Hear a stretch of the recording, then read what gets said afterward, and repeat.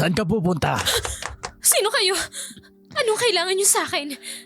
Pre, hawakan mo! Bitiwan mo ako, ano ba? Tulungan niyo ako! Saklolo! Ano ba? Pagbigyan mo na kami, miss. Ngayon lang naman to. Huwag ka nang pumalak kung ayaw mong mamatay. Ayoko! Pakiusap! Huwag, pakiusap! Hoy! Ano yan? Pre, tara na! Maraming kasama! Sibot na tayo! Iha, ayos ka lang ba? Salamat po, ma'am. Hindi ka siguro taga dito. Taga-probinsya po ako. Lumuwas po ako ng Maynila para po hanapin yung kapatid ko. Ay, ganoon ba? Naku, delikado dito sa ganitong daan. Halika, sumama ka sa akin. Ay, kung wala ka pang matutuluyan, pwedeng doon ka na muna sa akin. Halika na. Minsan sa buhay natin, kailangan nating magsakripisyo, lalo pat wala ng mga magulang. Kailangan nating magtrabaho. Pero papano kung nawalan ka ng kapatid at sa paghahanap mo, ibang trabaho ang iyong napasukan?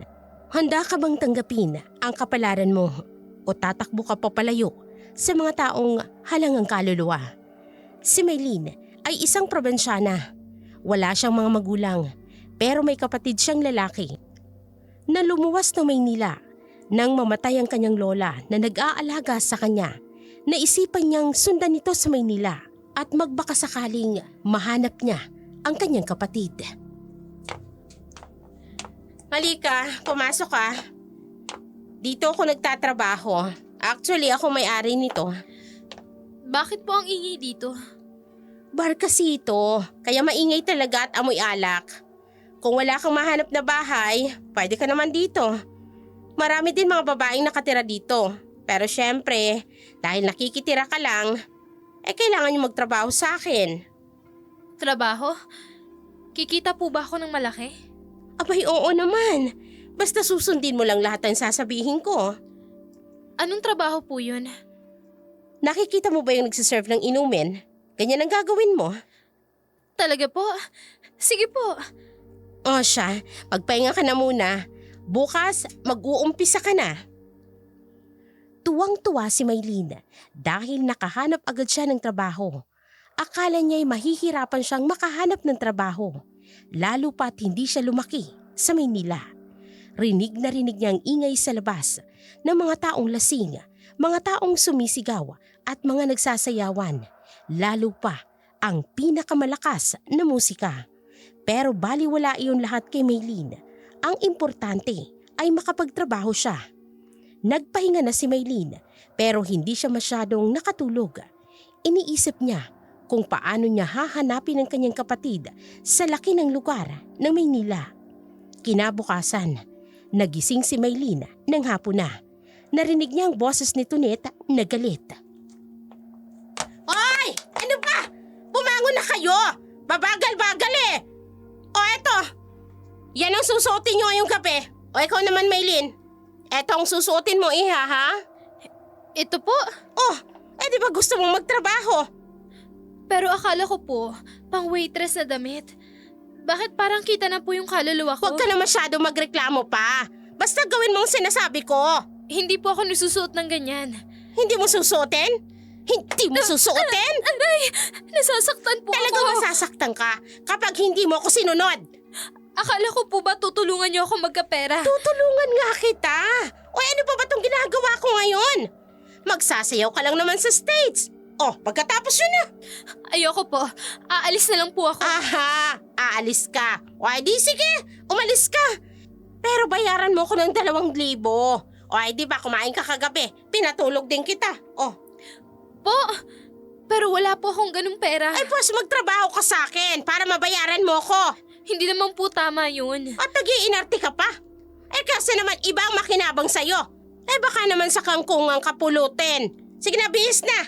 Bilis! Magbihis na! Ma'am Tonet, parang awan niyo na po. Ako'y tigilan mo sa pag-iinarte mo, ha? Nakita mo yung nauna sa'yo. Hindi din gusto ang trabaho nila. Pero dahil sa laki ng kita, kaya ayan, nagstay. Kaya ikaw, magpakabait ka! Iniwan ni Tonet si Maylene habang umiiyak. Hindi yun ang gusto niyang trabaho. Ang sasayaw sa harap ng maraming tao. Bigla na lang may lumapit kay Maylene at sinabi ang gagawin sa kanya kapag hindi niya sinunod si Tonet. Kaya wala siyang nagawa kung hindi suotin ang malaswang damit na halos makita ng kaluluwa. Pagsapit ng gabi, nagsipaglabas ng ibang mga babae. Noong una, ayaw pa sanang lumabas ni Maylene. Pero nang makita si Tonet, agad-agad siyang lumabas kahit hindi siya komportable sa kanyang suot. Ayoko nang babagal-bagal rito, ha? Pagkatapos ng unang babaeng sumayaw, ikaw na ang susunod. Po, ma'am, hindi ko po kayang sumayaw sa stage. Talaga bang magmamatigas ka pa, ha? Ma'am, uuwi na po ako. Harangan niyo yan! At saan ka naman pupunta? Halika nga rito! Halika! Parang awa niyo na po, Ma'am Tonet. Kayang maarte! Malaki-laki ang kikitain mo dito. Naiintindihan mo ba?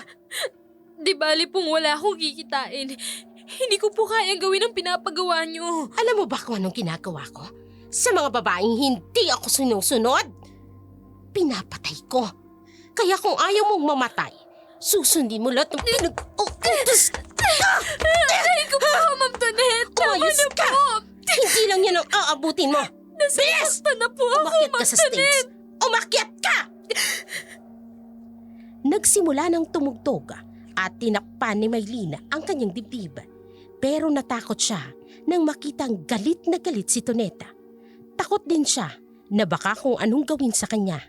Sigawan ng mga tao at ang iba'y pinagbababato pa siya dahil lamang ayaw niyang sumayaw. Hanggang sa hindi niya namalayan na sumasabay na siya sa tugtog. Kahit napapaiyak na siya ay kailangan niyang gawin para lamang mabuhay dahil hindi niya alam ang kayang gawin ni Tonet sa kanya. Matapos ang tugtog, bumaba na din si Maylene. Sinalubong naman siya ni Toneta at ngumiti ito na may kasamang matandang lalaki. Di kung ganyan palagi, magkakasundo tayo. Halika, ipapakilala kita kay Mayor. Magandang gabi po. Maylene, halika na. Mag-usap tayo. Halika na. Alam mo, gusto ka ni Mayor. May kwarto naman dito, kaya hindi ka nalalabas pa sa bar. Ano pong ibig niyo sabihin? Uy, bakit virgin ka ba at hindi mo alam ang ibig kong sabihin? Ay, sa bagay, taga-probinsya ka nga pala. Gusto ka ni Mayor ikama. Ano? Ayoko po, Ma'am Tonet. Malaking ibabayad sa'yo ni Mayor at madami na rin siyang naibigay dito sa bar. Pinasayaw niyo na ako bilang kabayaran sa pananatili ko dito. Kaya tama na po. Wala akong planong magtagal dito. Talaga ba? Sa tingin mo, makakaalis ka dito ng ganun-ganun lang? Hindi niyo ako pagmamayari. Kaya aalis ako kung kailan ko gusto. Ganon. So matapang ka na. May ipinagmamalaki ka na. Oy, sige, maghubad ka. Ano? Ang sabi ko, hubarin mo yung suot mo dahil akin yan. Oh, ito. Oy, sige na. Lumabas ka na. Oy, di ba gusto mong umalis? Di maglakad ka sa labas ng nakahubad. Dahil itinapong ko na ang mga damit mo. Ano? Bakit niyo naman po ginawa yun? Abay, wala akong pakialam sa'yo. Lumabas ka na. Lumayas ka na. Sige na. Gusto mo ba kalad ka rin pa kita palabas ng nakahubad? Ma'am Tonet, parang awa niyo na po. Hindi. Hindi mo ako madadaan sa awa-awa. Gusto mo umalis, di ba? Umalis ka. Ma'am, huwag niyo naman pong gawin sa akin to. Di pues, isuot mo to. At lumabas ka dahil naghihintay si Mayor doon. At kung magkano ibibigay ni Mayor sa'yo, hahatian mo ko. Walang nagawa si Maylene kung hindi sundin si Toneta. Matapos niyang magbihis, ay lumabas agad siya. Nakita niya si Toneta at Mayor na nagpapasahan ng pera. Lumingon sa kanya si Toneta at agad namang lumapit sa kanya. Maya-maya lang, lumapit ng Mayor sa kanya. Naaamoy niya ang alak sa katawan nito. Pero mabangong Mayor. Dinala siya nito sa isang kwarto. Yun talaga ang kwarto na para sa mga babaeng bayaran. Ilang beses nang ginamit ang mga kwarto roon sa bar. Kaya naman nandidiri si Maylene habang iniisip niya na ibibigay niyang kanyang iniingatan para sa taong hindi niya gusto. Magubad ka na. Mayor ka po, di ba? Parang awa niyo na po. Ang dami ko pa pong pangarap. Bata po ako. Nakikiusap po ako sa inyo. Tulungan niyo po akong makaalis dito. Ha? Miss, wala akong pakialam sa'yo. Pumunta ako dito para bumili ng babae. Binayaran kita para pasayahin ako. Kaya wala akong pakialam sa'yo. Naturingan ka pong mayor, pero hinahayaan mo ang kabataan na gawin ang trabahong ganito kadumi. Anong karapatan mong pagsalitaan ako ng ganyan? Dating mayor lang ako. At kung ano man ang negosyo dito, wala na ako doon. Ang mahalaga, nagbayad ako ng babae. Wala po ba kayong asawa o anak na babae? Bakit kailangan niyo yung gawin? Ang dami mo pang sinasabi. Maghubad ka na. O akong maghuhubad sa'yo. Wag! Matigas ka ha? Halika dito. Wag! Parang awa niyo na. Nasasaktan ako! Yan. Yan ang gusto ko. Sumisigaw ka. Eto. Bitawan mo ako! Bitawan mo ako! Ang bango mo pala. Sabi nito na, sariwa ka pa daw. Kaya pala malaki ang bayad sa'yo. Tama na! Tama na makiusap! Nagpupumiglas man si Maylene ay wala pa rin siyang laban kay Mayor. Malakas ito kumpara sa kanya ng ilang taong gulang pa lamang. Nasa 50 na yata ang matandang Mayor, pero malakas pa rin ito. Ang gabing kinamumuhian ni Maylene ay nangyari na nga. Walang awa siyang binaboy ng Mayor. Lahat ng ayaw niyang gawin ay pinapagawa sa kanya. Naranasan niyang kadenahan ang kamay at ang kanyang paa habang binababoy siya. Umabot sa madaling araw nang matapos ang pagmamalupit sa kanya ng Mayor. Sobrang nanghihina siya at gusto niya nang sumuko. Binato siya ng Mayor ng malaking pera. Habang tinatanggal ang kadena sa kamay at sa kanyang paa, humahagulhol si Maylene habang tinitingnan ang pera. Sa pagkakataong yun, malaki na para makaalis siya sa impyernong lugar na yun. Bago pa man niya kunin ang pera, agad niyang nakita si Toneta na kinuha ang pera na bunga ng kanyang dangal. Ma'am, hindi po ba sa akin ang perang yan? Kulang pa nga to eh. Ang usapan namin ni Mayor, doble ang ibabayad niya kung nasihan siya. Pero anong ginawa mo? Hindi natuwa si Mayor sa'yo. Kaya itong ibinayad ni Mayor, sa akin ito mapupunta. Wala ka kwenta. Teka ma'am, kahit labag sa loob ko, nagpagalaw ako sa taong hindi ko kilala. Sapat na yan sa kabayaran ng isang gabi na pinatira mo ako dito. Wala kang utang na loob? Abay kung hindi dahil sa akin, naghahasa ka na ng 3 lalaki. O tapos ngayon iiyak-iyak ka sa isang lalaki. Ay may bayad pa. Sana nga inayaan mo na lang akong gahasain ng mga yon kesa manatili sa impyernong lugar na to. Ba't talagang lumalabang ka? Hindi ko worry. Dali ka! Taray ko! Gusto mo bang ipahiya kita sa maraming tao, ha? Madumi ka na. Kaya huwag kang magmalinis. Please. Tama na! Parang awa niyo na. Palayain mo na ako! Hindi pa ako nakikinabang sa'yo, Maylene. Lahat ng sasabihin ko, susundin mo. Kung gusto mo makaalis dito, abay bayaran mo ko ng malaking halaga. Sukang-suka ako sa ginagawa ko.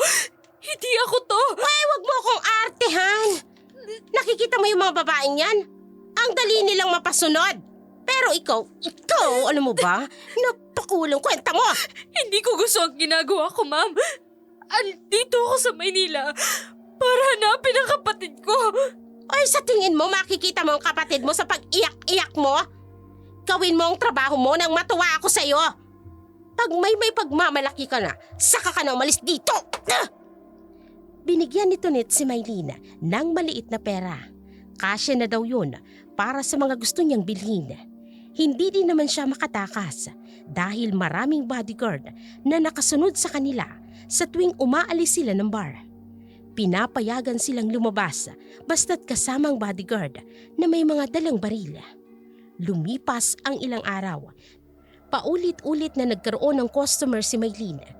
Hindi pa rin siya komportable sa kanyang trabaho. Pakiramdam niya, napakawalang kwenta niyang babae. Sirang-sira na ang kanyang pagkatao. Hanggang sa makilala niya si David, isang engineer na napamahala sa kanya. Maylene? Ikaw pala. Gabi-gabi ka na lang nandito ah. Ako palagi ang gusto mong katabi sa kama. Ewan ko ba? May kung ano sa akin na gusto kong pumunta dito simula nang makilala kita. Sus, bulero. Halos lahat naman ng lalaki ay tulad nyo. Katawan lang ang habol sa aming mga nagtatrabaho sa bar. Ibahin mo ako, Maylene. Nung una pa lang, gusto na kita. Sus! Linyahan niya ng mga lalaking gusto lang makaisa. Bakit ba ganyan ka? Ang tigas ng puso mo. Sa edad kong to, hindi ko na nire-respeto ang sarili ko. Bakit naman? Sa kagustuhan kong makita ang kapatid ko, napasok ako dito sa trabaho hindi ko namang gusto. Tutulungan kita. Ako ang magpapabago sa buhay mo. Sa tingin mo ba? Mababago pa ang buhay ko? David, engineer ka? Pokpok ako? Ilang lalaki na duman sa akin. Hindi ako ang para sa'yo. Hindi totoo yan. Ano naman ngayon kung pokpok ka? Ang importante, mahal kita. Nasasabi mo lang yan ngayon kasi napupunan ko ang kulang sa'yo. Pero kung ako sa'yo, itigil mo na yan. Hindi. Gagawin ko ang lahat para makaalis ka dito. Tutulungan kita. Bahala ka. Saka na ako maniniwala kapag ginawa mo. Mahirap magsalita ng tapos. Nagbihis na si Maylene at nagsimula ng lumabas sa kwarto kung saan nananatili sila ni David. May kung ano sa isipan niya na gustong tanggapin ang alok ng lalaki. Ayaw niya lang ipakita rito na may konti rin siyang gusto sa binata. Hawak-hawak niyang perang ibinigay ni David sa kanya at lumapit si Maylene kay Tonet. Ibinigay niya ang kalahati ng kanyang kita kay David. Galante naman kasi ito at hindi kuripot. Hindi tulad ng ibang customer niya na gusto pang humirit kahit wala ng pambayad. Aba, mukhang gusto ka ng lalaking yun. Sino? Yung David. Hayaan mo siya. Ganyan naman talaga ang sinasabi ng mga lalaki kapag nasatisfied sila sa'yo. Oy, pinapaalalahanan kita, Maylene. Bago ka kunin ng lalaking yan dito, magbigay ka muna ng datong sa akin. Hindi pa ba sapat ang sakripisyo ko para sa negosyo nyo? Halos gabi-gabi nga. Hindi lang isang customer ko. Ay, bakit ba? Ikaw ang gusto ng mga customer dito. Yun na nga eh. Ako ang gusto ng customer. Ako ang pinabalikan nila. Malaki na ang ambag kong pera sa inyo. Kung may lalaki man na gustuhin ako, huwag niyo na akong perahan. Abay, ang kapal ng mukha mong sagot-sagutin ako ng ganyan. Wala kang utang na loob. Utang na loob? Kailan ko pa ba mababayaran ng utang na loob na yan? O ba't hayop na to? Sige, saktan mo ko. Kung hindi, magpapakamatay ako nang wala ka nung mapapakinabangan. Wiset! Hindi pa ako tapos sa'yo! Natuto nang lumaban si Maylene kahit na ipinapahiya siya ni Tonet sa maraming tao. Naging normal na lang sa kanya ang buhay niya sa bar. Tinatanggap niya ang kanyang kapalaran. Lumipas ang ilang linggo. Halos araw-araw, nagdadala ng bulaklak si David para kay Maylene. Ayaw niyang ipakita sa lalaki na may nararamdaman siya. Ilang beses siya nitong sinuyo. Gusto niya muna kasing kilalanin ng lalaking yun. Isang gabi, hindi niya nakita si David. Nalungkot si Maylene. Iniisip niyang baka sumuko na ito sa kanya. Maya-maya lang, nilapitan siya ni Tonet. Maylene, mamaya ka na magdrama dyan. May customer ka at gusto kang i-table. Hindi ba pwedeng pass muna ngayon? Masama ang pakiramdam Hindi! ko. Malaki ang ibabayad niya. Maka-table ka lang. Table lang ba talaga? Ayun ang sabi eh. Oh, ayun, yung nakasombrero. Okay. Galingan mo ha. Huwag mo kong ipapahiya. Sir? Gusto mo daw akong i-table? Ako nga pala si... Maylin, Po? Kilala niyo na pala ako. Kuya? Maylin, anong ginagawa mo dito? Kuya, ikaw nga. Hindi ba dapat nasa probinsya ka at nag-aaral? Bakit ka nagtatrabaho dito? Kuya, pumunta ako dito para hanapin ka. Nagkataon lang na wala akong matuluyan. At si Ma'am Tonet ang kumupkup sa akin. At sa ganitong trabaho pa talaga? Kuya, hindi ko to ginusto. Ang daming nangyari sa akin eh. Kit naman, aalis na tayo. Kuya, hindi ako makakaalis. At bakit? Kailangan may bumili sa akin. Sa malaking halaga. Bago nila ako palayain. Ano? Kuya, Maylin, nagtrabaho ako sa munisipyo. Irereklamo ko tong bar na to. Kaya sumama ka na sa akin. kuya. Gusto ko mang sumama sa'yo. Pero hihintayin ko muna si David. Sinong David? Yung lalaking nangako sa akin papakasalan ako. Naaalisin niya ako sa lugar na to. At naniwala ka naman? Kuya, walang araw na hindi nagpakita siya sa akin ng kabutihan. Kaya may tiwala ako sa kanya. Lintik naman, Maylin. Tingnan mo nga yung sarili mo. Sa tingin mo ba may matinupang lalaki ang papatol sa'yo? Kuya, mahal ko siya. Hindi ko din nahayaan na saktan ka ng inuman. Ngayong nakita na kita, hindi ako papayag na aalipustahin ka ng ibang tao. Kuya, please. Magtiwala ka lang kay David. Aalis ako dito at pupuntahan kita. Sige, pero pag yung lalaki ginago ka, patawarin ako ng Diyos sa gagawin ko sa kanya. Salamat, kuya. Niyakap ni Jose si Maylin. Yun na sanang pagkakataong makaalis siya sa impyernong lugar na yun. Pero mas pinili niyang maging masaya. Mas pinili niya si David na kailan niya lang nakilala. Ilang araw ang lumipas matapos magkitang magkapatid. Nagpalitan na din sila ng numero. Nagulat si Maylin dahil nakapatay ang ilaw sa bar. Pagkatapos sa harapan, nakita niyang lalaking gusto niyang makasama habang buhay, si David. Kumakanta ito papalapit sa kanya. Saka ito lumuhod, dala-dala ang singsing. David, Maylin, lahat ng sinabi ko sa'yo, totoo. Mahal kita at handa kitang ipaglaban. Kaya mo ba akong tanggapin sa puso mo? David. Oo, magpapakasal ako sa'yo. Salamat, Maylin. Hindi mo alam kung gaano mo ako napasaya. Ay, teka lang naman, David. Ang napag-usapan nating pera. Huwag kang mag-alala. Ibibigay ko sa'yo ng buo. Eh, yun naman pala eh. Mabuti nang naging malinaw tayo. Kukunin ko na si Maylin. Sasama na siya sa akin ngayon. Ay, sige. Walang problema. Kung gusto niya naman eh, bakit hindi ba? Maylin, tara na. Sige, ihahanda ko lang yung mga gamit ko.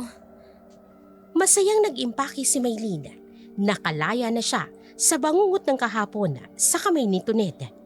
Inalalayan siya ni David at sumakay na magara nitong kotse. Para sa kanya, jackpot na siya kay David. Mayaman, mapagmahal at lahat kayang ibigay sa kanya. Dinala siya ni David sa kondo. Sapat lang para sa kanilang dalawa. Inilagay ni Maylin ang kanyang mga gamit sa loob ng kondo. Kumpleto na ito sa gamit. Namangha siya dahil unang beses ni Maylin na makakita ng ganoong kalaking bahay at mga mamahaling gamit. Dito muna tayo. Habang hindi pa tayo nagpapakasal. Ang gusto ko kasi, saka na kita dadalhin sa parents ko kapag nakapagplano na tayo ng kasal. Walang problema sa akin. Malaki na nga ito kumpara sa kwarto namin sa bar. Hayaan mo. Lahat ng gusto mo dito, makukuha mo. Lahat ng gamit mo, sa'yo din. Lahat ng meron ako, ay sa'yo din. Salamat talaga, David. Hindi mo alam kung gaano ako kasaya. Dahil sa wakas, nakalaya na ako sa bar. Malayo pang mararating mo. Bata ka pa. Hindi mo kailangang magtiis sa bar at ibenta ang katawan mo. Kung noon pa lang kita nakilala, edi sana wala nang ibang lalaki ang nakagalaw sa akin. Hindi na maibabalik ang nakaraan, pero pwede tayong bumuo ng memories together. Salamat, David. Sa gabing yun, pinagsaluhan nilang dalawa ang kanilang pagmamahalan. Walang ibang iniisip si Maylene kung hindi masaya siya nakasama si David. Wala na siyang ibang mahihiling pa dahil na kay David na ang lahat. Sa unang buwan nilang pagsasama, naging maayos naman ang buhay nila. Walang away, walang problema. Araw-araw, tuwing aalis si David para magtrabaho, nag-aayos ng mga gamit si Maylene. Isang normal na gawain para sa mag-asawa. Ipinaghahanda niya ito ng pagkain at sa tuwing uuwi naman, sabay silang kumakain. Ngunit sa paglipas ng mga araw, unti-unting nagbago ang lahat. Isang gabi, lasing na lasing si David. Katok siya ng katok. Pero dahil may ginagawa si Maylene, matagal siyang napagbuksan ng pinto. Oh, David, andito ka na pala. Bakit ang tagal mong buksan ang pinto? Ha? Aray, David! Nasasaktan ako! Siguro, may lalaki ka na. Ha? Ano bang pinagsasasabi mo? Andito nga lang ako sa bahay eh. Umalis ka dyan. Huwag mong itago ang lalaki mo. David, ano ba? Wala nga akong lalaki. Sinungaling. Alam kong may lalaki ka. Pinapasok mo dito sa bahay. Kaya matagal mong buksan ang pinto. Hindi yan totoo. May nililinis lang ako kaya natagalan akong pumunta dito. Uy, babae. Sa oras na makita kitang may kinakalantaring iba, pagbabayaran mo to. Wala akong ginagawang masama. Hindi nga ako lumalabas ng bahay eh. Kasi alam ko nga hanapin mo ako. Ha? Sa bagay, sino ba namang maniniwala sa'yo? Isa kang pokpok. Para usan. Wala kang karapatan na pagsalitan ako ng ganyan, David. Sinampal mo ko. Bakit? Totoo naman, hindi ba?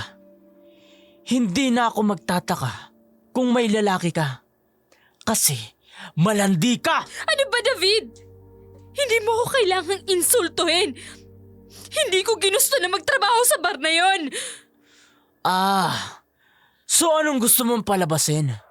Na nagtrabaho ka sa bar dahil kailangan mo ng pera? Hindi mo alam ang pinagdaanan ko. Sapat na sa akin ang nakikita ko. Isa kang pokpok. Kahit ano pang gawin mo, madami ng lalaki ang nakatikim sa'yo. Hayop ka! Sige, sampalin mo ko ulit. Padudugiin ko yung labi mo. David! Ano pang nangyayari sa'yo? Hindi ka naman dating ganyan ah. Ano bang pakialam mo? Ha? Babae lang kita. Pwede kitang palitan. Ano sinasabi mo? Parang araw-araw, umiiba ang ugali mo. Umalis ka dyan sa harapan ko. Magpapahinga na ako. Mag-usap muna tayo, David. Masasaktan ka talaga kapag hindi ka umalis. Nagkulat si Maylene sa inasta ni David. Yun ang unang beses na sinaktan siya ng lalaki.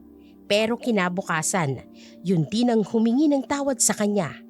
Normal lang naman daw kapag nalalasing dahil hindi nakukontrol ang sinasabi niya. Pinatawad naman siya ni Maylene. Alam niyang dala lamang ito ng init ng ulo dahil sa trabaho kaya nagawang saktan si Maylene. Ilang araw pa ang lumipas simula nang mangyaring yun. Akala ni Maylene yun na ang una at huling beses na gagawin sa kanya yun ni David. Habang nagtatabi ng labahin si Maylene, aksidente niyang nakapkap ang bulsa ng pantalon ni David. Nakita niya roon ang resibo ng bar na pinagtatrabahuhan niya noon. Ang petsa at ang oras at ang pagkuha niya ng kwarto doon ay nakasulat. Para siyang sinaksak at hinintay niyang makauwi si David para kumprontahin. Pumupunta ka ba din ba sa bar kahit wala na ako dun? Ha? Oo. Nag-aaya kasi ang kaibigan ko. Kaya sumama ko. Tapos kumukuha ka din ng kwarto? San mo naman narinig yan? Ipaghain mo na lang ako at nagugutom ako. Eto, nakalimutan mo yatang itapon. San mo nakuha yan? Hindi sa akin yan. Sa pantalon mo. Hindi sa'yo pero nakapangalan sa'yo? Ako lang ang nagbabayad. Pero hindi para sa akin yan. Para sa kaibigan ko yan.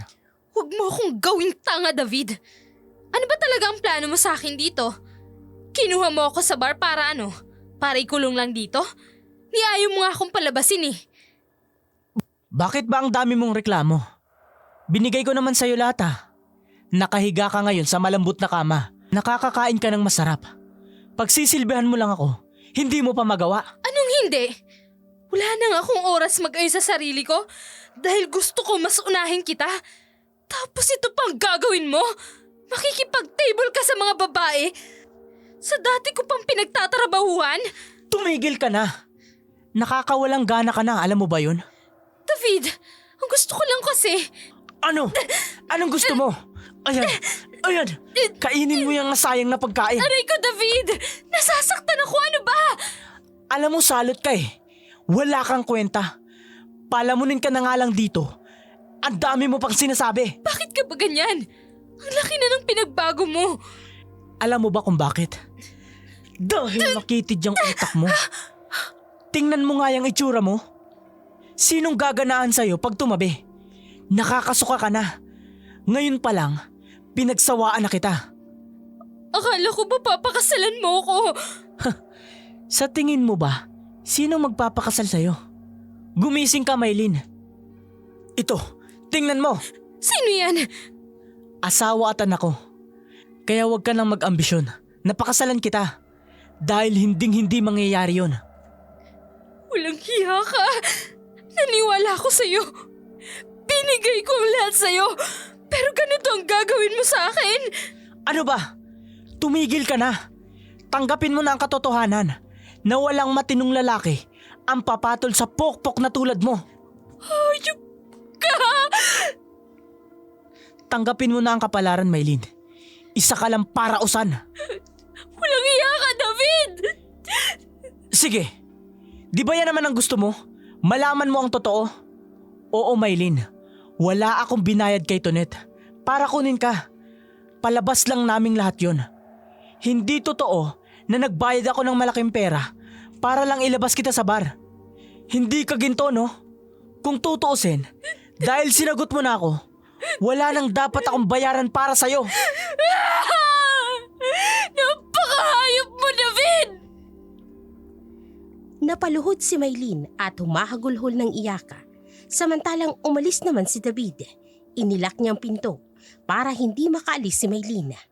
Naalala ni Maylin na may number siya ng kanyang kapatid kaya dali-dali siyang tumawag dito. Ipinaalam niya ang nangyari sa kanya. Noong una'y pinagalitan siya nito. Pero kalaunan, tinanong siya ni Jose kung nasan siya ngayon. Hindi naman masabi ni Maylin kung nasaan siya dahil hindi niya kabisado ang Maynila. Pero nangako naman si Jose na gagawin niyang lahat para mahanap ang kapatid. Lumipas pa ang ilang araw. Nakita ni Maylin si David na may kahalikan sa sala. Walang hiya ka! Dinala mo pa talaga ang babae mo dito? Ano ba? Tumigil ka na nga. Hindi ka na ba talaga naaawa sa akin, David? Pagkatapos mo akong gamitin? Di ba sinabi ko na sa'yo? Sawa na ako sa'yo. Tingnan mo ang itsura mo. Ayan, losyang ka na. Hindi ka na maganda. Walang hiya ka! Ang kapal-kapal ng mukha mo, David! Tama na! Hindi ka ba talaga titigil? Bitiwan mo ako! Hindi mo ba nakikita ang babaeng yan? Maganda. Sariwa. Hindi tulad mo. Pinagpasa-pasahan na ng iba't ibang lalaki. Madumi ka na, Maylin. Wala nang siseryoso sa'yo. Napakawalang hiya mo, David. Binigay ko sa'yo yung buong tiwala ko. Ito pang igaganti mo sa akin. Huwag mo nang bilangin ang serbisyo mo sa akin ng ilang araw. Hindi yun mapapantayan ng ilang araw na binuhay kita dito. Paalisin mo na lang ako dito, David. Kung hindi mo ako tataratuhin na tao. Hindi pwede. Hindi pa ako tapos sa'yo. Hindi ka pa pwedeng umalis. Ano pa bang kailangan mo sa akin, David? Hindi mo naman ako mahal. Tumigil ka na nga. Tumigil ka na sa kaartihan mo, pwede. May bisita ako, oh. Tingnan mo. At huwag mo akong ipapahiya. Umalis ka na sa harapan ko. Kiyon, dapat na umalis. Ikaw na malandi ka, ha? Maylin, ano ba? Hayop ka! Hayop na kung hayop. Makaalis na nga. Buisit! Tara na. David! Buksan mo to! Ano ba? Buksan mo ang pinto! Magtanda ka dyan. Napakawalang kwenta mo, David! Iyak nang iyak si Maylin nang ikulong uli siya ni David sa bahay. Mabuti na lamang at may laman ng rep. Kaya naman nakakakain siya at nakakapagluto kahit ilang araw na hindi umuwi si David. Hindi din siya makatakas dahil sinigurado ni David na sarado ang lahat ng daanan. Sinubukan niyang maging matapang. Lumipas ang 1 linggo. Bumalik muli si David pero hindi na ito nag-iisa. Kasama nito ang 4 niyang mga kaibigan. Nasa pinto pa lamang, malagkit na ang tingin ng mga ito kay Maylin habang si Maylin naman ay nakayuko. Pumunta siya sa kusina at agad naman siyang sinundan ni David. Bakit dinala mo pa yung mga kaibigan mo dito? Pwede namang doon na lang kayo sa labas mag-iinom. Kanino bang bahay to, ha? Sa'yo ba? Magiinuman kami dito. Hindi kita asawa, kaya wag mo kong kakausapin ng ganyan. David naman. Ano ba? Bakit ba? Gusto namin mag-inuman eh. Ano bang pakialam mo? Pumasok ka na nga dun sa kwarto. Wag mo kong ipapahiya sa kaibigan ko. Bahala ka nga. Aalis na ako. Sinusubukan mo talaga ang pasensya ko. Ano ba, David? Nasasaktan ako. Wala ka na ba talagang konsiderasyon? Magdadala ka ng mga kaibigan mo dito? Tapos ako? Ako ang gagawin yung tagapagluto? Bakit ba? Ano bang akala mo dito? Prinsesa ka? Natitihaya ka lang at walang gagawin. Hoy, Maylin, gumising ka nga. Ano ba? Nasasaktan ako, David. Bitiwan mo ako! Hindi lang yan ang aabutin mo sa akin kapag hindi ka pa tumigil. Magsasaya kami ng mga kaibigan ko. Kung ako sa'yo, lutuan mo na lang kami ng pulutan. Alis! Walang nagawa si Maylin kung hindi sundin si David dahil sa takot niya dito. Nagluto siya ng pulutan nila. Tumakbo ang oras at ang ibang kasama ni David ay natatamaan na. Ganun na rin si David. Habang si Maylin naman patuloy na naglilinis ng mga kalat nila. Maya't maya din kasi ang utos ni David sa kanya na pagsilbihan sila at lutuan ng pulutan. Pasado 12:00 na ng hating gabi nang magpaluto ulit ng pulutan si David, ngunit wala nang stock sa ref. Di ba sabi ko sa'yo, lutuan mo kami? Wala na tayong stock sa ref. Naubos nyo na. Dinidiin mo ba na inubos namin ng pagkain, ha? Ha? Ha? Ako ang bumili niyan. Kaya kahit ubusin namin yan, wala kang magagawa. Nasasaktan ako, David. Ano ba? Alam mo, wala ka talagang kwenta. Puro ka nalang kalandian. Kalandian na lang ang nasa isip mo. Ano ba, David? Nagsisisi na ako na kinuha pa kita sa bar. Bakit ako, David? Hindi ba ako nagsisi na sumama sa'yo? Ha? Puros pasakit lang ang ginagawa mo sa akin. Aba, lumalaban ka na? Lumalaban ka na? Ha? Ano? Gusto ko lang ipaglaban ang karapatan ko, David. Alam mo, may naisip na ako. Wala nang maluto, hindi ba? Bakit kaya? Hindi na lang ikaw! Ikaw ang gawin naming pulutan. Ano mga pare? Kumakain ba kayo ng tira-tira? Oo naman pare. Sa bagay, maganda naman tong GRO na napili mo. Sige, hawakan niyo yan! David, huwag! David! Bakit ka natatakot? Hindi ba? Iba't ibang putahe naman ang tinitikman mo dun sa bar. Maylin, halika dito. Ayoko, David! Bitiwan niyo ako! Lumaban ka! Parang mo na, David. Ayoko na pakiusap. Huwag mo nang gawin sa akin to.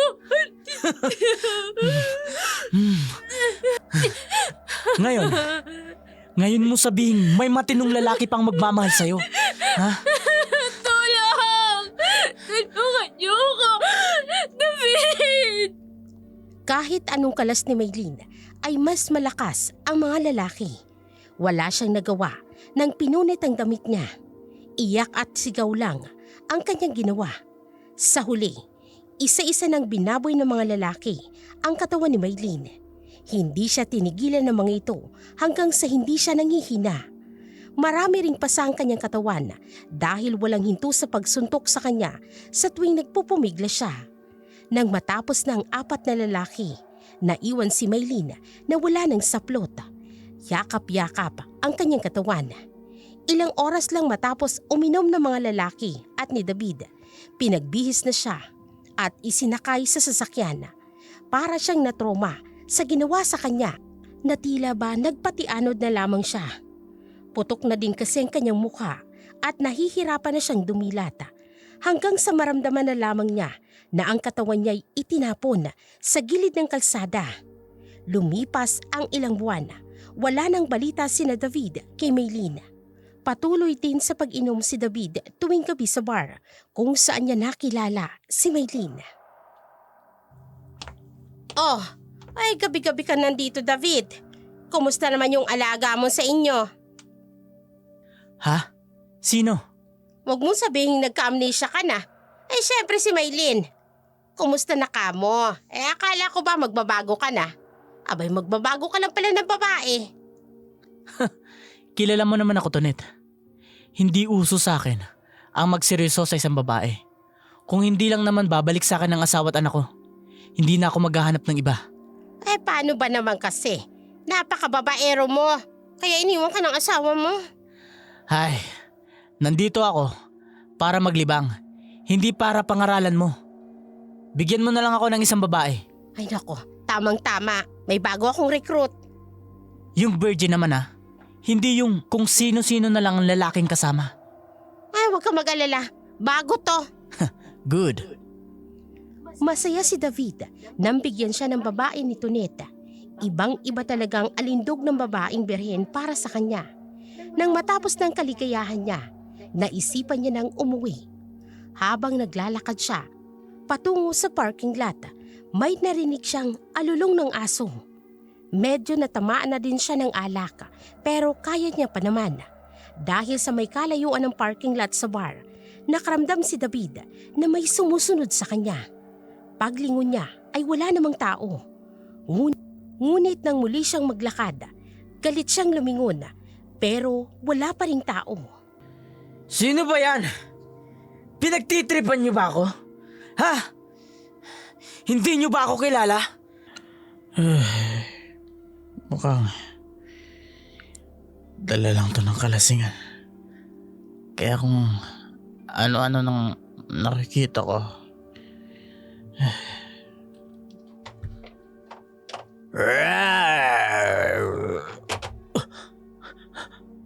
Gusto mo yatang mamatay? Hindi ako nakikipagbiruan sa'yo. Lumabas ka dyan! Kung sino ka man. Hindi ako natatakot sa'yo!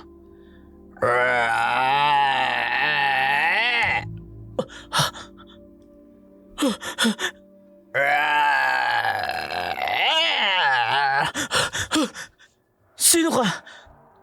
Anong kailangan mo sa akin? Ang buong mong katawan. Ang pagkatao mo. Ang kailangan ko. Wala akong atraso sa'yo. Kung sino ka man, papatayin kita!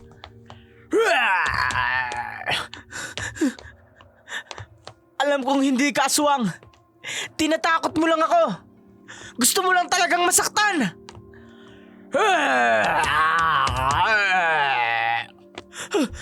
Hindi ako naduduling. Aswang nga! Tulong! Buti na lang. Nakaalis ako kaagad. Paano nagkaroon ng aswang dito sa lugar na to? Shit! Hindi kaya namamalikmata lang ako. Dali-daling pinaandar ni David ang kotse, saka umuwi sa bahay nila. Naghilamos siya at nagbihis at nagpahinga. Hindi pa rin niya nakakalimutan ang nangyari sa kanya kanina. Sigurado siyang totoong aswang ang kanyang nakita. Kinabukasan, maagang nagising si David. Dumiretso siya agad sa bar. Alam niyang wala pang tao doon dahil umaga pa lamang. Pero gusto niyang makausap si Tonette tungkol sa nangyari sa kanya.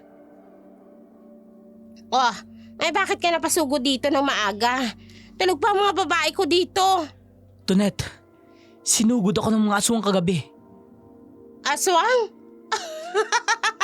Nagpapaniwala ka sa mga aswang-aswang na yan? Totoo ang sinasabi ko. Hindi ako nagbibiro. Ay naku David, baka nasobrahan ka na ng pag-aadik mo. Hindi ako gumagamit. Ano ba? Uy, bakit kasi pipilitin mo pa na may aswang? Eh hindi nga naman totoo yun. Pero nakita ko kagabi. Hinarang niya ako. Papatayin niya daw ako. Uy, sige. Sabihin na nating totoo na may aswang. Uy, bakit ka daw niya papatayin? Anong atraso mo sa kanya? Hindi ko nga alam eh. Kaya nga ako pumunta dito. Dahil alam kong galing dito yun sa loob. Dito sa loob ng bar mo. Ano? Uy, paano mo naman nasabi? Mula nang lumabas ako kagabi, sinundan niya ako. Baka naman may naging kaaway ka. May nagawa ka ng hindi maganda. Isa lang naman ang nagawan ko ng masama. Uy, baka yun na nga yung aswang. Sino ba yan? Si Maylin. Yung probinsyana? Oo, siya nga. Uy, ano ba talagang ginawa mo kay Maylin? Akala ko pa naman totoo yung ipinapakita mo sa kanya. Nagsawa na ako sa kanya, Tonette. Ay naku David, eh baka kung ano-ano na yung iniisip mo. Uy, umalis ka na nga. Mamayang gabi ka na bumalik dito. Tapos abangan mo yung aswang. Loko ka! Umuwi si David nang wala man lang nakuhang matinong sagot kay Tonette. Muling sumagi sa isip niya si Maylin. Ngayon lang nangyari na sinalakay siya ng aswang at baka tama siya ng hinala na si Maylin ang gumawa nito sa kanya at gusto siyang gantihan nito. Sumapit ang gabi, niyaya siya ng mga kaibigan niya, mga lalaking kasama niya noong kinahasa niya si Maylin. Ayaw sanang sumama ni David dahil baka makita na naman niya ang aswang na tumakot sa kanya. Pero dahil kasama naman niya ang kanyang barkada ay sumama na rin siya. Si Tonette ang nag-serve sa kanila. Marami din ang babaeng bago sa kanilang paningin pero wala siyang gana sa mga ito. Hoy, ayos ka lang ba? Ang dami kong babae ngayon. Wala ako sa wisyo ngayon. Oy, bakit? Dahil pa rin ba sa aswang na yun? Hindi ko alam. Basta wala ako sa kondisyon. Ay nako, ikaw rin. Baka mamaya magtaas ako ng presyo sa mga babae ko. Ni hindi mo man lang yan matikman. Tumigil ka nga, Tonette. Sige na kasi, kumuha ka na ng isang babae. Ayoko nga eh. Tumigil ka nga. Huwag mo akong pilitin. Alam mo naman, pag nasa kondisyon ako, hindi lang isang gagamitin ko. Ay, sa bagay. O sige, madami pa akong customer. Antayin mo na lang na magpakita sa'yo yung aswang na yon. Gago ka talaga. Uy, nako. Ito naman di man lang mabiro. Sayawan, ingay at tawanan ang naririnig sa bar. Ngunit makikita sa mukha ni David na hindi tulad ng dati na puro saya at kamanyakan. Iniisip niya pa rin ang mangyayari sa kanya kapag nakita niya uli ang isang aswang. Patuloy ang sayawan, ang landian ng iba't ibang babae sa mga kaibigan niya. Yung iba naman ay pinasok na ng mga kaibigan niya sa kanya-kanyang kwarto. Habang si David ay naiwan at nakaupo sa upuan, hinihintay ang kanyang mga kasamahan. at tinutungga ang isang baso ng alak nang may mapansin siya sa gitna ng mga taong nagsasayawan. Isang lalaking kasing tangkad lang niya. Nakasuot ito ng sombrero. Pero kahit hindi makita ang buong mukha nito, alam niyang nakatingin ito sa kanya at nakangiti. Hoy, tulala ka na naman dyan. Ha? Sino ba yung lalaking yan? Yung nakatayo dyan oh. Sino dyan? Ayan oh. Yung nakatingin sa akin dito. Ah, yan ba? Si Jose yan. Regular customer yan namin dito. Bakit ngayon ko lang nakita? Eh paano? Busy ka sa mga babae mo. Hindi mo talaga makikita ang ibang tao. Isa pa, hello? Ang daming tao na kayang pumasok dito. Pwede na lang. Kung kaming nagsiserve sa inyo ay maalala pa namin kayo. Eh bakit mo nga pala naitanong? Ang sama ng tingin niya sa akin. Tapos bigla na lang siyang umiti. Eh baka naman gusto ka niya. Abnormal ka ba? Lalaking lalaki yan eh. O ay malay mo naman. Nagpapanggap lang na lalaki. Ewan ko sa'yo. Ay, oh my gosh. Teka lang ha. Bakit? Parang isa yan sa naging customer ni Maylin. Ay tama. Siya nga yung customer ni Maylin dati. Nakita ko pa nga silang nagyakapan noon eh. Ay pero nakakapagtaka. Hindi naman niya kwinarto si Maylin. Nagbigay siya ng malaking halaga sa akin para lamang i-table si Maylin. Hindi kaya asawa ni Maylin? Ay anong asawa?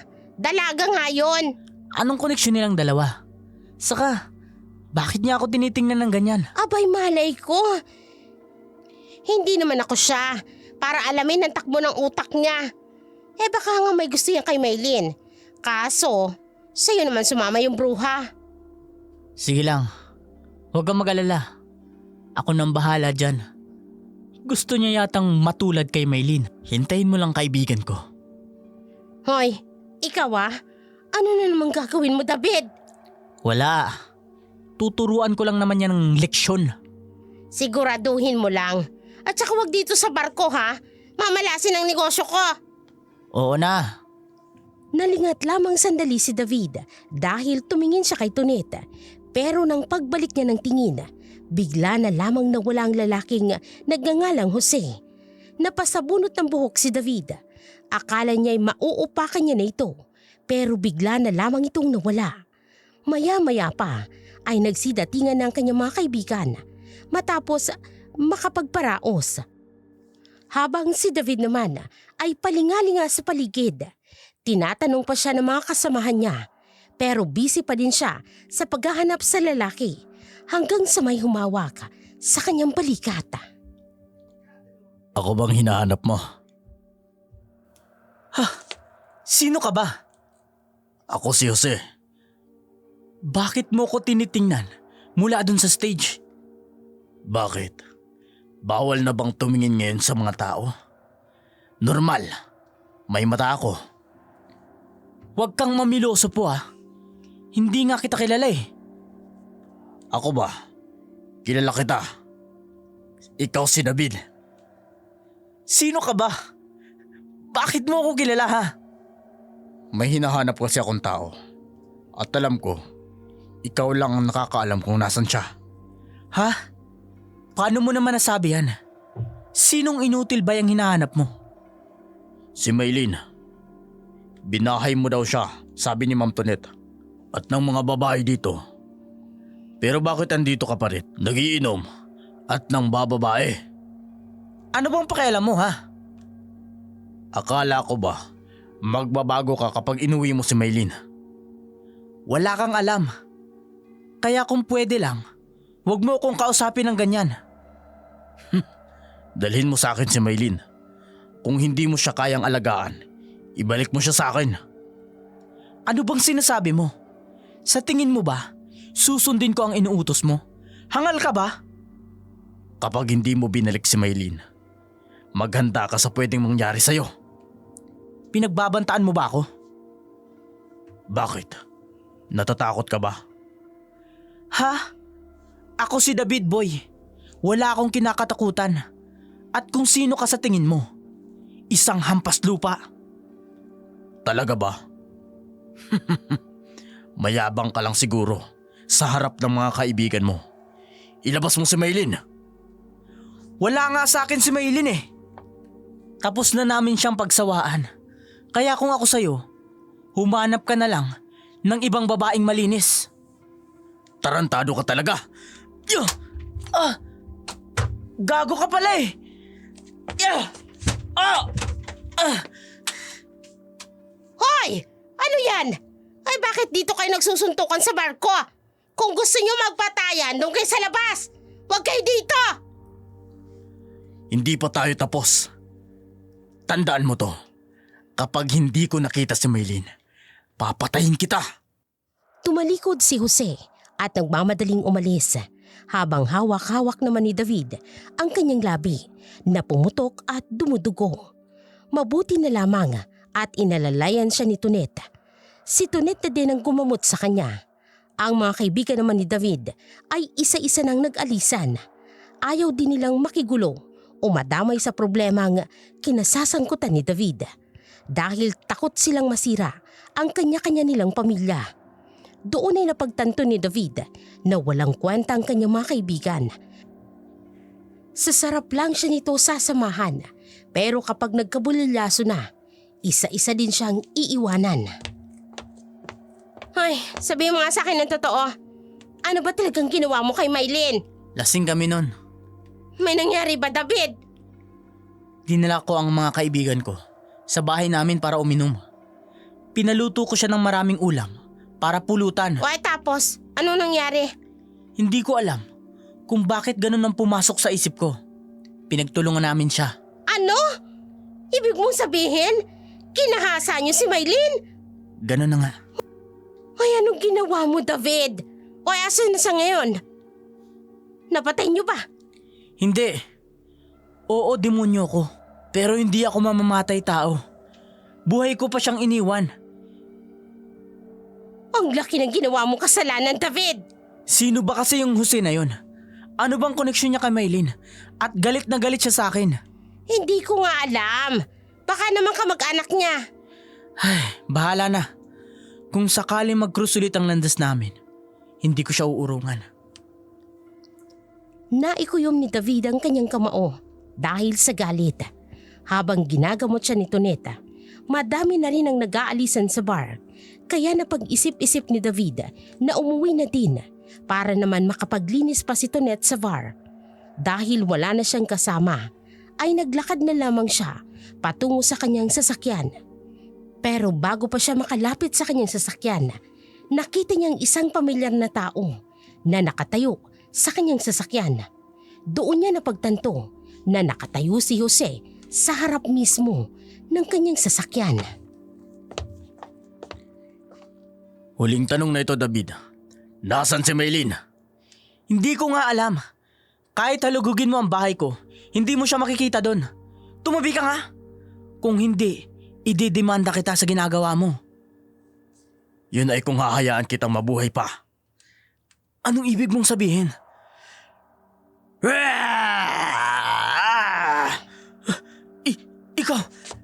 Ikaw yung aswang na sumugod sa akin. Asan ang kapatid ko? Asan ang kapatid ko? Kapatid mo si Maylin? Anong ginawa mo sa kanya? Ano? Sandali, wala akong ginawa sa kanya. Umalis lang siya sa bahay. Sinungaling! Bago pa siya mawala, ay nakatawag pa siya sa akin na humihingi siya ng tulong. Ngayon, sabihin mo kung sino, kung anong ginawa mo sa kanya. Hindi lang ako may gawa nun. Madami kami. Parang awa mo na. Ito ba ang pinagmamalaki mo? Ito ba ang mga kasama mo? Anong ginawa mo sa kanila? Pinatay ko ang mga kaibigan mo. Ngayon, ikaw naman ang papatayin ko. Nakikiusap ako sa'yo. May asawa at anak pa ako. Parang awa mo na. Naawa ba kayo sa kapatid ko? Nung niloko mo siya? Nung binaboy mo siya? Naawa ba kayo? Hindi ko yun sinasadya. Nakainom lang kami nun. Mahal ko si Maylin. Sinungaling ka! Handa ka bang pagbayaran ng ginawa mo? Hindi! Wag! Pakiusap! Huwag mo akong papatayin! Ibibigay ko sa'yo lahat ng gusto mo. Kung ganon, ibigay mo sa akin ang buhay mo. Kapalit ng buhay ng kapatid ko! Hindi! Hindi! Lubayan mo ako! Sa tingin mo ba, makakaalis ka pa? Pinatakas lang kita nung una. Para mapatay ko lahat ng kaibigan mo na bumaboy sa kapatid ko. Ngayon, hindi na kita palalampasin! Wag! Wag! Tama na!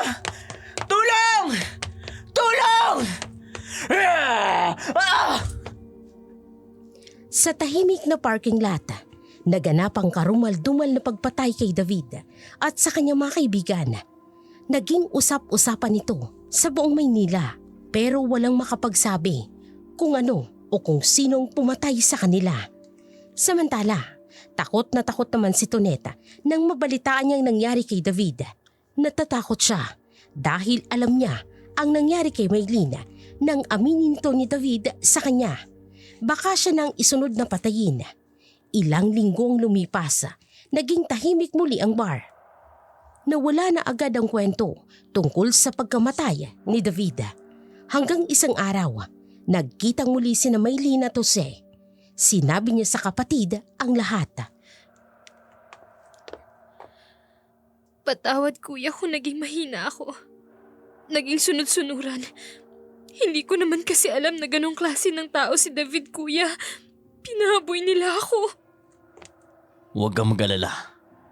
Wala nang mananakit sa'yo. Anong ibig mo sabihin kuya? Pinatay ko na silang lahat. Ano? Nagbibiro ka ba? Hindi ako nagbibiro, Maylin. Kulang pa ang buhay nila sa pambababoy nila sa'yo. Huwag mong sabihin, ginamit mo ang kapangyarihan mo bilang aswang. Ganun na nga. Kuya, napag-usapan na natin to, di ba? Tinanggap ka namin bilang tao, hindi ba? Hindi mo kailangan tanggapin ang pagiging aswang mo. Kaya ako lumuwas ng Maynila para kontrolin ang pagiging aswang ko. Para hindi ko kayo masaktan. Pero sumunod ka pa dito. Wala na ang lola, kuya.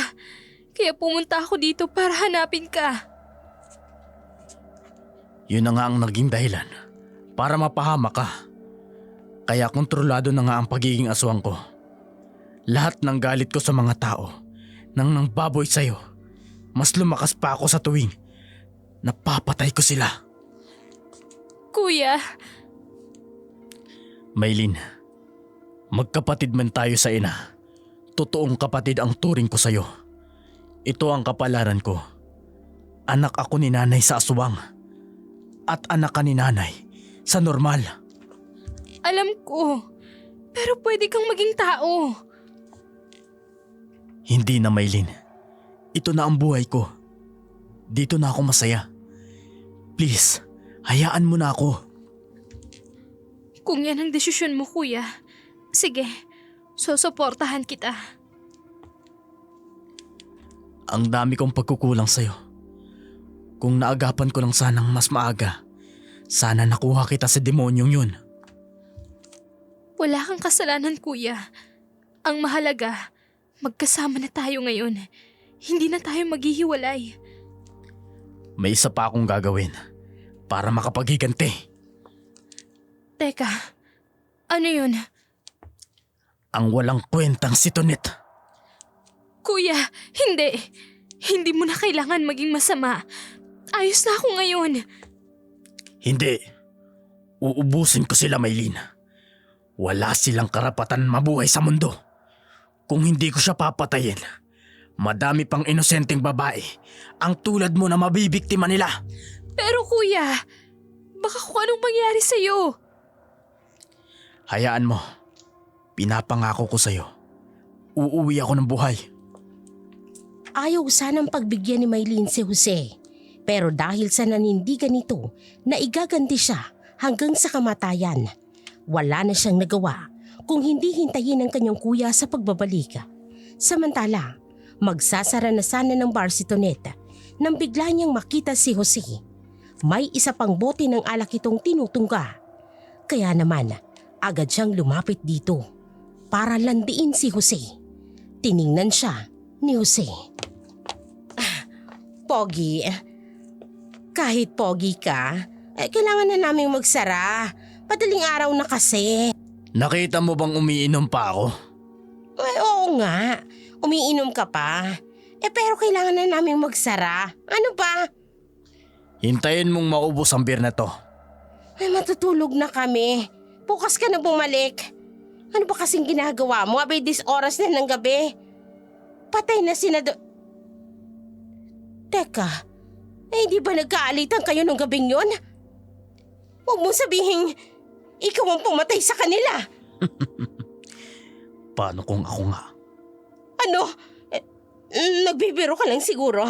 Baka lasing ka lang, kaya ganon. Alam mo ba, lahat ng masasamang tao, kailangang patayin. Oo, tama ka dyan, tama yan. Isa ka na doon. Ano? Bakit naman ako isinasali dyan? Isa ka sa nagmalupit kay Maylin. Hoy, magdahan-dahan ka sa pananalita mo ha. Kinusta ni Maylin ang trabaho. Ginusto niya o pinilit mo sa bagay na hindi niya gusto? Ano bang pinagsasasabi mo? Umalis ka na nga rito. Kung ayaw mong tumawag ako ng pulis, alis na! Hindi pa nga ako tapos makipaglaro sa'yo. Anong ibig mo sabihin? Ay! Aswang! Aswang! Ay, huwag kang lalapit! Huwag kang lalapit! Tulong! Tulong! May aswang rito! Tulong! Saan ka pupunta?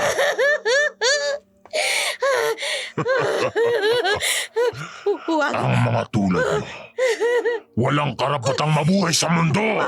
Huwag mo akong papatayin! Parang awa mo na! Huwag! Huwag!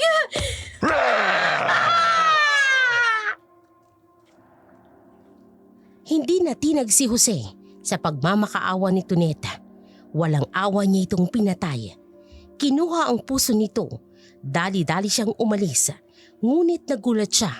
Nang paglabas niya ng pintuan ay madami nang nakaabang na mga pulisa. Hindi niya alam kung bakit naroon ang mga pulisa dahil malinis naman niyang itong trinabaho. Biglang may babaeng lumapit sa pulis na yun, ang isang DRO. Tumawag ito sa kanila dahil narinig nito ang sigaw ni Tuneta.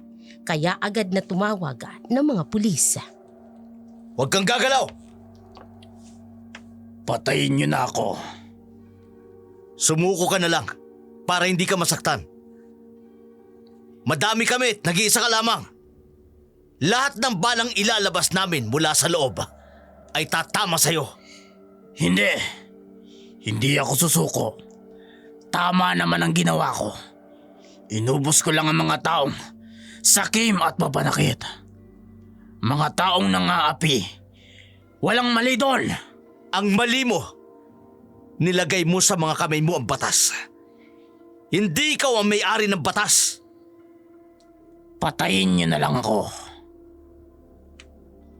Bibilang ako ng 3. Kapag hindi ka sumuko, talagang babariling ka namin. 1, 2, 2 at kalahati! 3! Kuya! Miss, huwag kang lalapit sa kanya. Bitiwan mo ako! Kuya! O di sige! Kuya! Dadalhin kita sa ospital! Hindi na kailangan, Maylin. Hindi! Hindi ko hahayaan na mamatay ka, kuya! Sinabi ko naman sa'yo, ang kapalaran ko. Ako may gusto nito. Kuya! Kuya, kasalanan ko ang lahat ng to. Kung hindi lang sana ako pumunta sa Maynila at hindi sana hindi ka makakapatay ng tao. Ayos lang yun, Maylin. Ang mahalaga, buhay ka. Napagiganti kita sa mga tao nagkasala sa'yo. Kuya! Kuya, huwag mo kong iwan. Hindi ko alam ang gagawin ko kapag nawala ka. Patawarin mo ko. Hindi kita naprotektahan. Hindi! Ang dami mo pang ginawa para protektahan ako, kuya. Kaya please, lumaban ka. Hindi ko na kaya lumaban. Maylin, alagaan mo yung sarili mo. Lahat ng payo ko sa'yo, sundin mo. Mas okay na din itong wala na ako. Para hindi na ako makapanakit ng tao. Kuya! Kuya! Kuya! Kuya!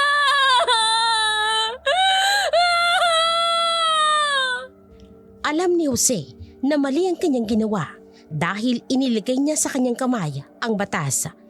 Masaya pa din siya na mawala sa mundo dahil naipaghiganti niya ang kanyang kapatid. Matapos ang nangyaring ngun, naging normal na ang buhay ni Maylin. Sumama siya sa kanyang kaibigan na pumasok ng kumbento. Alam niya sa sarili niya nga wala na siyang mukhang ihaharpa sa Panginoon dahil para sa kanya, isa na siyang maruming babae na kung sino-sinong lalaki na ang humawak sa kanya.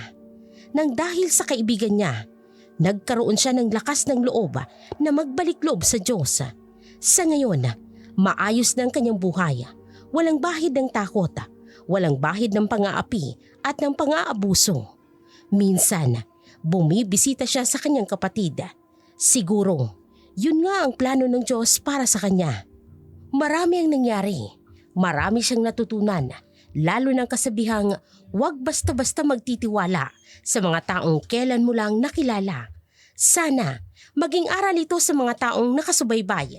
Hindi lahat ng pagkakamali ay hindi na naitatama. Minsan, kailangan nating malaman na isa itong mali kung nasubukan na natin.